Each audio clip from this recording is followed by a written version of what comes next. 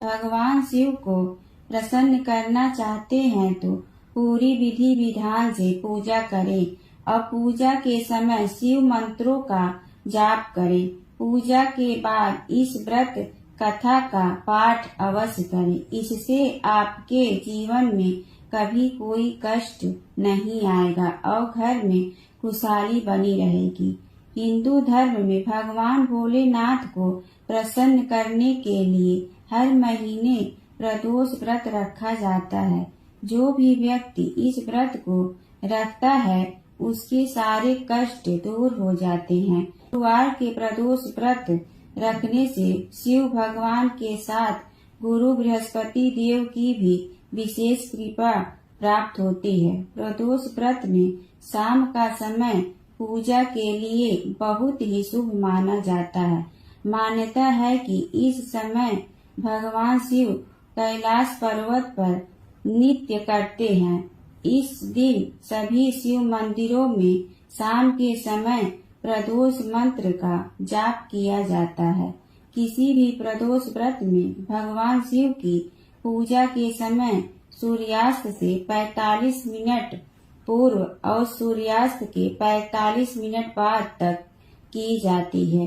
इस बार गुरु प्रदोष पर इस कथा को अवश्य सुने। इससे आपके जीवन के सारे कष्ट दूर हो जाएंगे। गुरु प्रदोष की व्रत कथा।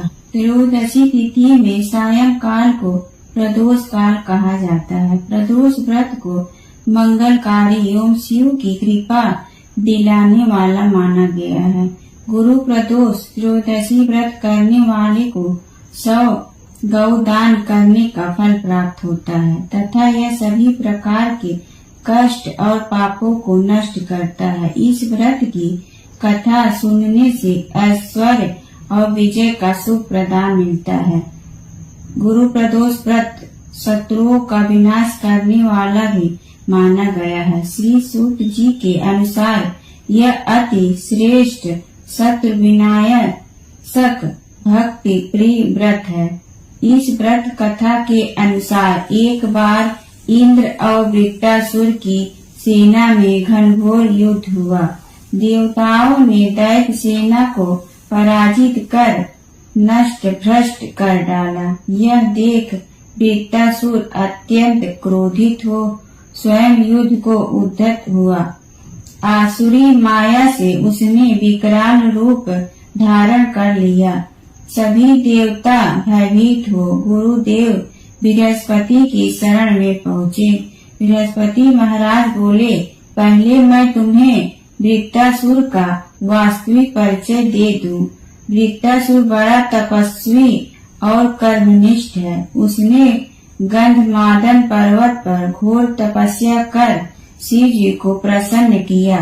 पूर्व समय में वह चित्ररथ नाम का राजा था। एक बार वह अपने विमान से कैलाश पर्वत पर चला गया। वहां शिव जी की वाम अंग में माता पार्वती को विराजमान देख वह उपहास पूर्वक बोला, हे प्रभु, मोह माया में फंसे होने के कारण हम स्त्रियों के वशीभूत रहते हैं, किंतु देवलोक में ऐसा दृष्टिगोचर नहीं हुआ कि स्त्री आलिंगन बद्ध हो सभा में बैठे। चित्ररथ के यह वचन सुन सर्वव्यापी शिव शंकर हंसकर बोले, हे राजन, मेरा व्यापारिक दृष्टिकोण पृथक है। मैंने मृत्युदाता कालकूट महाविष का पान किया है, फिर भी तुम साधारण जन की भांति मेरा उपहास उड़ाते हो। माता पार्वती क्रोधित हो चित्ररथ से संबोधित हुई, अरे दुष्ट, तूने सर्वव्यापी महेश्वर के साथ ही मेरा भी उपहास उड़ाया है। अतएव मैं तुझे वह शिक्षा दूंगी कि फिर तू ऐसे संतों के उपहास का दुस्साहस नहीं करेगा। अब तू दैत्य स्वरूप धारण कर विमान से नीचे गिर, मैं तुझे श्राप देती हूँ। जगदम्बा भवानी के अभिशाप से चित्ररथ राक्षस योनि को प्राप्त हुआ और त्वष्टा नामक ऋषि के श्रेष्ठ तप से उत्पन्न हो वृत्तासुर बना। गुरुदेव बृहस्पति आगे बोले, वृत्तासुर बाल्यकाल से ही शिव भक्त रहा है, अतः ये इंद्र तुम बृहस्पति प्रदोष व्रत कर शंकर भगवान को प्रसन्न करो। देवराज ने गुरुदेव की आज्ञा का पालन कर बृहस्पति प्रदोष व्रत किया। गुरु प्रदोष व्रत के प्रताप से इंद्र ने शीघ्र ही वृत्तासुर पर विजय प्राप्त कर लिया और देवलोक में शांति छा गई। अतः प्रदोष व्रत हर शिव भक्तों को अवश्य करना चाहिए। प्राचीन काल में एक गरीब पुजारी हुआ करता था। उस पुजारी की मृत्यु के बाद उसकी विधवा पत्नी अपने भरण पोषण के लिए पुत्र को साथ लेकर भीख मांगती हुई शाम तक घर वापस आती थी। एक दिन उसकी मुलाकात विदर्भ देश के राजकुमार से हुई, जो कि अपने पिता की मृत्यु के बाद दर दर भटकने लगा था। उसकी यह हालत पुजारी की पत्नी से देखी नहीं गई। वह उस राजकुमार को अपने साथ अपने घर ले आई और पुत्र जैसा रखने लगी। एक दिन पुजारी की पत्नी अपने साथ दोनों पुत्रों को सांडिल ऋषि के आश्रम ले गई। वहाँ उसने ऋषियों से शिव जी के प्रदोष व्रत की कथा एवं विधि सुनी तथा घर जाकर अब वह भी प्रदोष व्रत करने लगी। एक बार दोनों बालक वन में घूम रहे थे। उनमें से पुजारी का बेटा तो घर लौट गया, परंतु राजकुमार वन में ही रह गया। उस राजकुमार ने गंधर्व कन्याओं को क्रीड़ा करते हुए देखा तो उनसे बात करने लगा। उस कन्या का नाम अंशुमती था। उस दिन वह राजकुमार घर देरी से लौटा। राजकुमार दूसरे दिन फिर से उसी जगह पहुंचा जहां अंशुमती अपने माता पिता से बात कर रही थी। तभी अंशुमती के माता पिता ने उस राजकुमार को पहचान लिया तथा उससे कहा कि आप तो विदर्भ नगर के राजकुमार हो ना, आपका नाम धर्मगुप्त है।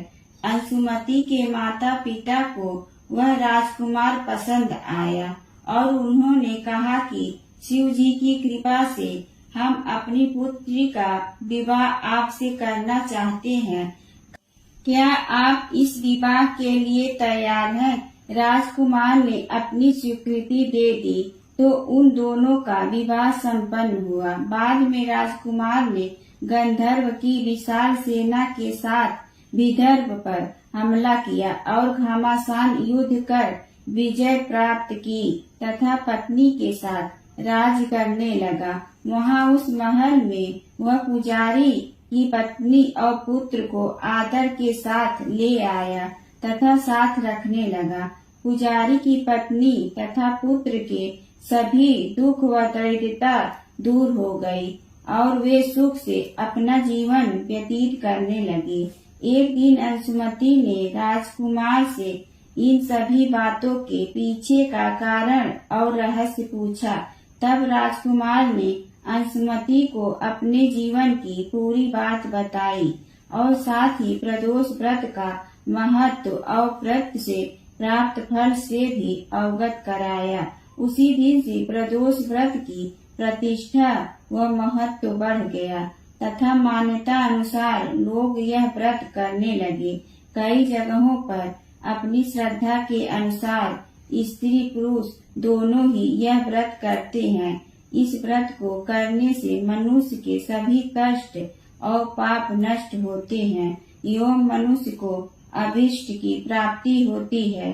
जय शिव ओंकारा प्रभु जय शिव ओंकारा, ब्रह्मा विष्णु सदाशिव अर्धांगी धारा। जय शिव ओंकारा, एकानन चतुरानन पंचानन राजे, हंसासन गरुड़ासन वृषवाहन साजे। जय शिव ओंकारा, दो भुज चार चतुर भुज दस भुज अति सोहे, तीनों रूप निरखते त्रिभुवन जन मोहे जय शिव ओंकारा अक्षमाला बनमाला मुंडमाला धारी चंदन मृग मद सोहे भोले शुभकारी जय शिव ओंकारा श्वेतांबर पीतांबर बागंबर अंगे ब्रह्मादिक सनकादिक प्रेतादिक संगे जय शिव ओंकारा करके मध्य कमंडलु और त्रिशूलधारी सुखकारी दुखहारी जग पालनकारी जय शिव ओंकारा ब्रह्मा विष्णु सदा शिव जानत अविवेका प्रणवाक्षर में शोभित ए तीनों एका जय शिव ओंकारा त्रिगुण स्वामी जी की आरती जो कोई नर गावे कहत शिवानंद स्वामी मन वांछित फल पावे जय शिव ओंकारा प्रभु जय शिव ओंकारा।